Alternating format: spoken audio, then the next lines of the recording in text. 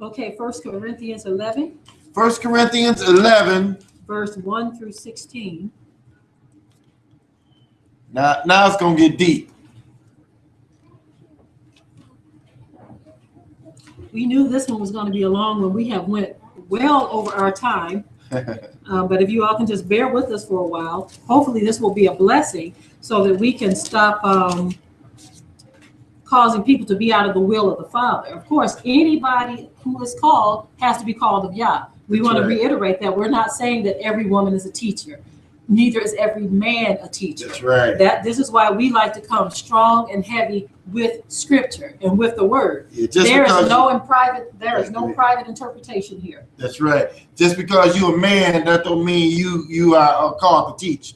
Okay, so don't get that twisted. I know a lot of men out there, they think, well, I'm a man, I know the word, I'm just going out and teach. You need to be sent to go out and teach. That's right. The Most High, he called teachers, right? That's a called position. Many are called, but few are chosen. That's see? So you got to do things according to the word here, okay? Just because you're a man, that don't mean you should be out teaching everybody. There's a matter of fact, the scripture told you, many false teachers will come in the last days. Many of them, okay?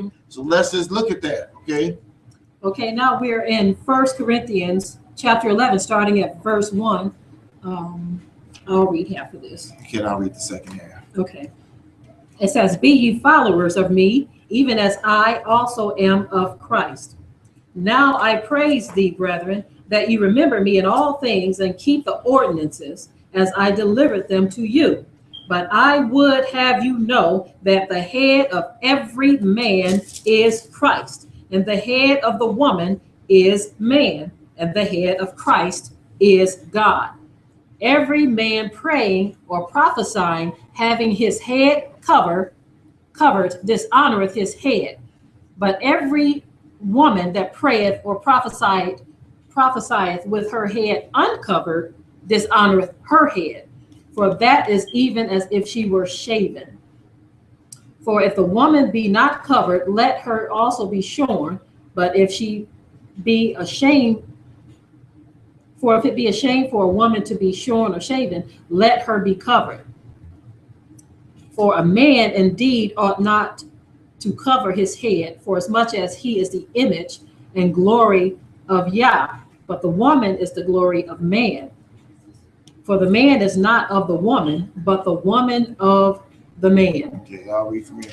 "Neither was the man created for the woman, but the woman for the man. For this cause ought woman to have power over her head because of the angels. Nevertheless, neither is the man without the woman, neither the woman without the man in Yah. For as the woman is of the man, even so the man is also by the woman. But all things of Yah. Judge in yourselves, it is comely that a woman pray unto Yah uncovered. It said, doeth not even nature teach you that if a man have long hair, it is a shame unto him? But if a woman have long hair, it is a glory to her, for her hair is given for a covering. But if any man seem to be contentious, we have no such custom, neither the churches of Yah." Okay, now I want you to understand this passage here, because I get so many brothers, man, you just pray with your head covered, and they don't understand this passage. Okay, that's why I say that's why people got to be called to teach, because everything you looking at in these scriptures here, you're only looking at the surface of it. The understanding that the Ruach gives is below the surface of it. So I'm going to help you to understand this. We're going to show you what this means here. Now, let's take an equation. Okay, let's take mathematics for a minute, right? Okay, now, we know when the scripture talks about reckoning in the scriptures, that word actually in Greek means account, which means accounting, like when you do math. 1 plus 1 is 2. 2 plus 2 is 4, okay? Now, in algebra, they use letters to symbolize what a number could be. So it could be something like A equals 2 and B equals 3. So then you can say, A plus B equals what? 5 or whatever. You see what I'm saying? So that's algebra. That's how it is. That's how Paul is putting this when he starts this off. That's why at the end he says, we ain't got no such custom. What is he talking about? Okay, so let's look at this. I'm going to hold this up, and I want my wife, she's going to share with you what we're talking about here. Okay? Now look at this here. Pay attention. This was put together as a mathematical equation. Okay, I want to make sure that you all can see it. Yeah. Okay. I'm showing up backwards. Showing it backwards. It says Christ is the head of man. Okay, the head of man meaning the authority over man. Okay, man is the head of woman, which means the authority over the woman. We've already established that the man is the authority over the woman and Christ is the authority over the man. Now, notice it said, the King James Version says the head of the man is Christ, the head of the woman is man. Now, it goes on to say, women, cover your head. Now, that's what we want everybody to pay attention to. That's right. Cover your head. Now, when she what? When she prays or prophesies. Okay. Paul starts out here and already established what the head of woman is. What the head of woman is. Okay, think about what we're saying here. The head of woman is what? Man. So it tells her, you have to cover your head when you pray and you prophesy. So what does she need to do? Okay. When a woman prays or prophesies, cover her head. Okay. Right. It's not talking about this right here. It's a cloth that was made in China. That's not what it's talking about. A piece of cloth made in China or made in Taiwan or anything. That's right. That's not what it's referring to. Right. Cover your head, which we already established is the man. It's the man.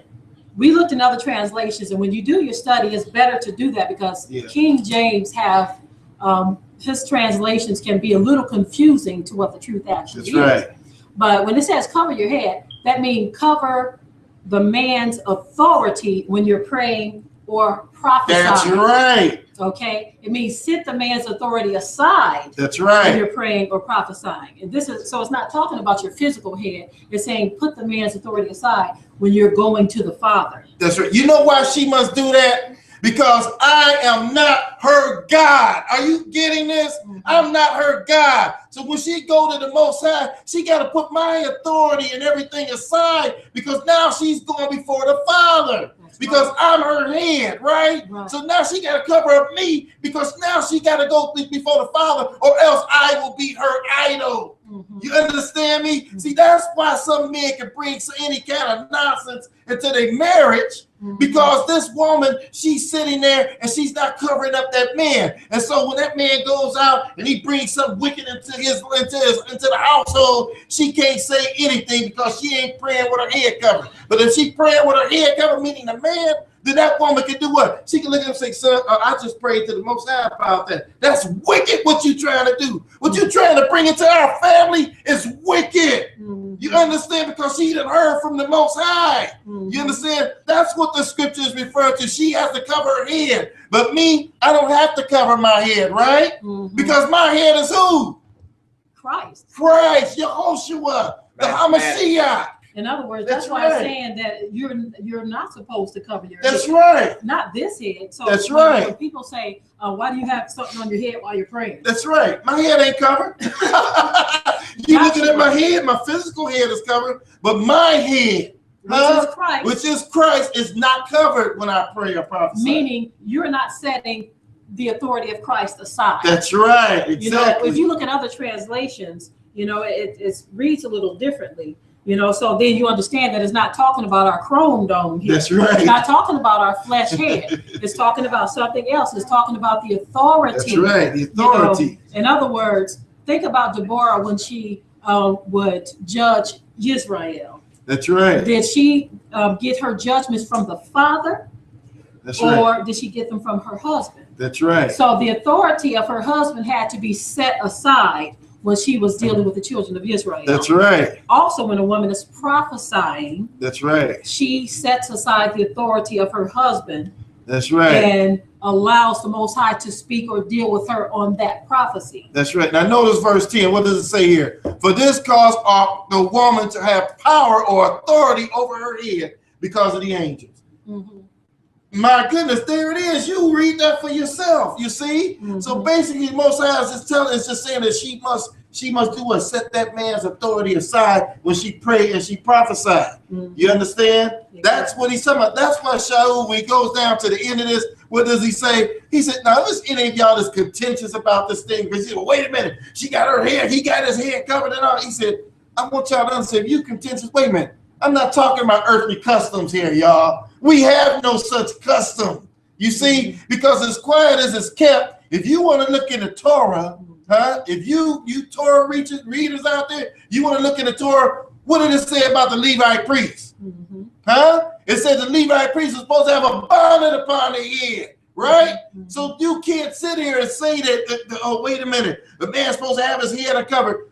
You got to understand that the scripture is written so that we can not just take part of it here. We want to take the parts that Paul's saying about this and saying about that, but we want to ignore all the other stuff that actually happened. Mm-hmm. Actual history. You see, all this come together like this. Mm-hmm. You have to read it in another translation. Listen to this. This translation actually expounds upon it even more, which is why we're saying the King James Version can confuse things. Yeah, that's right. Okay, when you read 1 Corinthians 11 and 10 here, it says, also the woman ought to have the Ruach's authority over her. That's right. It actually tells you. That's right. See, it's talking about authority. That's right. She had to set aside the man's authority when she's praying or prophesying. So that the Ruach's authority That's is right. what she's dealing with at this point. That's right. So the Father gives that woman a word. That's right. She's dealing with the authority of the Father, that relationship with the Father. That's right. A very good example of that is when Jacob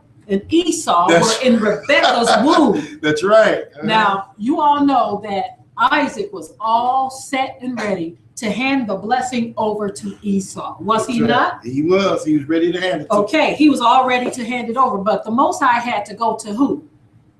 Rebekah had to set her husband's authority aside. That's right. Just to carry out the authority that the Most High had over her. He told Rebekah what was going on in her womb. She went to the point of even deceiving her husband. And Esau. She went to the point of deceiving him because she said, well, I know what the Most High showed me. I know what he gave me the dream of. So I got to make sure that he don't give his blessing to the wrong boy. Exactly. Now, And that's a very good example of what we're talking about exactly. here. Because this woman, now get this, all other times, Rebekah knew who was the boss. That's right. Okay, she knew that her husband was her head. That's and right. she knew who was in authority over her. That's right. But in this case, she had to set his authority aside. That's right. To carry out the Most High's will, That's to carry right. out his plan. That's So again, this translation gave us what the true meaning is. That's right. King James got y'all thinking that we're supposed to cover up our head when we pray or prophesy. Right. But did not we already establish that this is my head? That's right. So you, if your husband wants you to cover your head, that's fine. That's I mean, right. that is being in authority. That's right. I asked my wife to cover her head. I love to see her with her hair covered. I asked her to cover it, not because I see it in the scriptures that cover her head. It's something that I prefer. Mhm. You understand? So, And but it's we something got that I to like. and something she likes. And I'm going to honor his authority in that. That's right. And so we just want you all to understand that this particular passage, because you read it in King James Version, is not referring to this head when it says cover your head when you pray and prophesy. It's saying cover this head. That's Set right. his authority That's aside. right. For the head of woman is who? Man. Man, her husband. Mhm. Yeah. And the head of man is who? Christ. Christ. You see, the Hamashiach. So Yeah. basically, we got to understand, and we got another good example when you're pregnant with Grace. Tell them about that. What happened with this? Now I want you to listen to this story here. Well, when I was pregnant with Grace, this was going to be the first time we had attempted a home birth. Mm-hmm. And so we weren't completely all on board on what needs to be done in a home birth. Mm-hmm. And I remember I was overdue. I was a little nervous because there was a sister we know who had just died in childbirth a month before I was to deliver. Mm-hmm. So I was getting very distraught, very afraid. And I was even contemplating, are we doing the right thing and having this home birth? And so as time went on, I was talking to this woman who called us up and said that she had a dream. And she claimed that in this dream, now I'm going to say this just so people can get an idea of what kind of person I'm talking about. She's from one of the islands, and I ain't got nothing against none of my brothers and sisters from the islands, but this particular island, she was from Trinidad, and they're into a lot of voodoo and stuff like that, hoodoo type stuff. Yeah. Okay, but this woman called me up, and she had said that she had a dream, an awful dream, and in the dream, your husband was weeping. You know, he was weeping, and he could not be consoled, and all this different stuff. And she says, you know, she was telling me that something happened, and he was just so distraught and all this different stuff. And when I heard this, and I knew that this other sister had just passed away in childbirth, I became extremely depressed at that time. And so there's another part of the story that I'm not going to go into, but this particular woman had taken a very strong liking to my husband, to the point she was just, you know, always wanting, I had a dream, I want, you know, all this different stuff. And she was even trying to get to our house and everything. And, you know, she used a lot of deception in this. And so I was saying to myself, this woman trying to curse me. And I remember my son, he told me that he saw a dark spirit walking through the house. It was a dream. A dream. And when I heard this, I was really very distraught. And so 4 days before I was to deliver, the Most High spoke to me. It was like early in the morning. I was barely woke. I was like half awake, half asleep. The Most High spoke to me, and I just told my husband, the Most High wants you to fast for 4 days. That's right. And I just laid back down. Right. Okay. And my husband didn't question at all. That's right. He didn't question at all. And he felt within his spirit that the Most High did want him That's right. to fast for 4 days. That's right. And so he went on this fast. After he came off the fast, on that last day, I went into labor. That's right. And during the course of this labor, there were some things that we didn't do right. That's right. And I bled a whole lot during this labor. That's right. And we have pictures of it. And you know, I sat there in the water, and I was getting nervous. I was getting a little confused, and I was getting a little afraid as I saw all this blood. And I'm not trying to scare anyone who might be ready to deliver anything. I'm just giving you our testimony. But I remember praying to the Father as I was sitting in the birthing pool, and the Most High brought me through safe and sound. That's right. And I do believe that the Most High heard our prayers on whatever it was that we done wrong, and losing all this blood and stuff. I do believe that the Most High heard our prayers. That's right. And it's quite possible that that's the reason why he wanted my husband to do the fast. That's right. And see, when she came to me and she told me, she said, you know, the Most High, I believe you should go on a fast, you know. And when she said that to me, I said, wow, I knew it.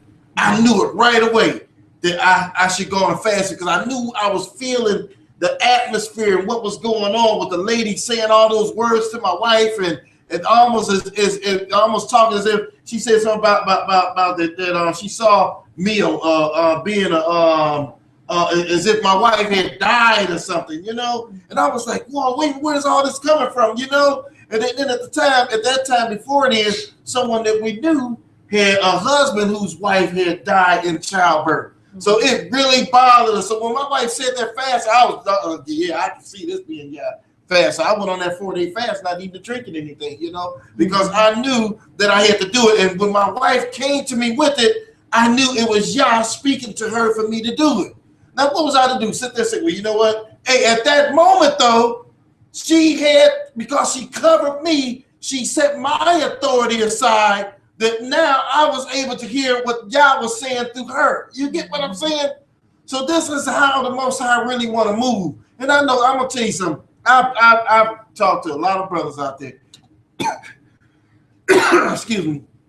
It's some very stubborn men out there. You know, very stubborn men who they feel like a woman. Let me tell you something. I heard brothers say, you know, when I'm walking out in the grocery store, in the parking lot or whatever, I want my wife to walk 2 car lengths behind me, you know, You want your wife walking all the way back there, huh? You walking like you some king or something. Man, it's some crazy stuff I'm hearing, you know. And it wants you, and you don't even, my wife don't even read the Bible, don't even pick up the Bible. You know, you are just shooting yourself in the foot, guy. You know, I'm gonna tell you right now, you stabbing your own self. Because the Most High gave it to you to be a helpmate. Yeah. You really don't want a helpmate. Why don't you just stay single, dude? You know, you don't want a helpmate. Then why don't you just stay single? You know. You just want a trophy. That's all. Yeah, right. I don't know what's going on with this stuff. But basically, I hope you all understand where we're coming from with all of this. You know, it's just amazing. You know that when we you know, as a brother that we met has a video that goes into a little more depth online about the head covering, brother Joel. Pretty blessed video, you know. And I urge y'all to look at it. It's actually on our site too, if you want to go to our site and look at it. But it's very important that we get these truths, okay? So, you know, we just want to say thank you. Thank the Most High for this word going forth, and we pray that it be acceptable in the sight. And, you know, we always have to remember that we have to rightly divide the words. You know, if you try to just study using the King James only, you're going to miss a whole lot of points. If you try to exclude, we don't deal with any of the books that were removed.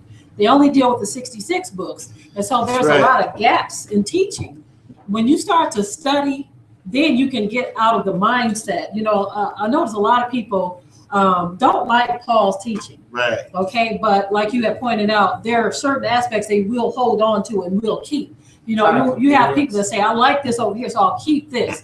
But Paul, overall, he's a false apostle. That's right. You have people say things like that, but they want to keep the part where the women are supposed to keep silence. I mean, you know, we don't have to revisit that point again, other than to say we have to understand the context was that in the household that the man is to be an authority. Right. So across the board, we have given you examples of the Most High dealing with, speaking to, using, and blessing the daughters of Zion too. That's right. Regardless to what man says, when the Most High begins to pour out his spirit upon all flesh, he will remove anyone who tries to stop the word of the Most High from coming forth. You cannot stop what the Most High has intended to go forth. That's right. Whether it's through our children, through our handmaids, through our sons, our daughters, through women, men, our elderly, our young.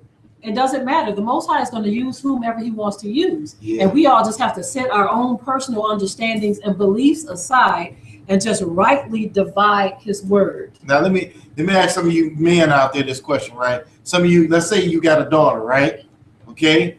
And your daughter gets filled with the Ruach, and the Ruach comes upon her, and she shows the gifts of the Spirit, right? There's no doubt that the Ruach is dealing with her, right? And one of the gifts of the Spirit is prophecy, right? So what if she comes out of this thing, the Most High, he blesses her, right? And she looks over at you, and you her daddy, and she tells you, Daddy, do not go out there today. Stay home today. The Most High wants you to stay home today because there's something horrible out there that can happen to you if you go out there. So what, you're going to look at that? You're going to look at her, right? She's telling you the Most High gave this word to her about you. So you're going to look at her and you're going to say, I'm not listening to you. You're a child. You cannot speak it to me. Well, you better really think about what we're talking about here, right? You better think about it, because the Most High can use whoever he wants to use, okay? He can touch whomever he wants to use. He can be women and young men are going to prophesy, okay? This is why, too, in the very beginning of this lesson, that we talked about how those that are supposedly in the truth, how they may have certain truths of us being the Israelites and whatever, but the Most High says that true worshipers worship me in spirit and in truth. That's right. There are spiritual aspects to this walk that some of you all want to cut off. Yeah. You don't want to deal with the fact that the Most High is going to endow women with his power and his spirit as well. That's right. We have to deal with the whole thing. The whole truth. You can't just pick and choose what truth you're going to follow here. You see, and the bottom line is some of us are just carnal. I'm going to just tell you, some of us men out here, we are carnal. You know, let me tell you something. There are things, aspects of this scripture that are just spiritual. Okay, when you look in this word, there are things that's spiritual, and you can't discern them if you're carnal, because they are spiritually discerned. You can't discern them if you are a carnally minded person. So we're trying to show you the spiritual aspects of these things and show you, because if you want to be blessed, let me tell you something. Yah is not gonna bless your mess. Okay, he ain't gonna do it. Okay, so it's better for you to conform to what his word saying and to receive it. Okay, receive his truth, receive what his word saying, and say, okay, I get it now, I understand it now. Instead of fighting, that's why he said, any be contentious among you, because he knew that men were going to be contentious about what he was talking about, because he was telling them, hey, you got to cover, she got to cover her ears, she got to cover you, man. That's why he said what he said, because he knew some men were going to be contentious about what he was saying. Okay.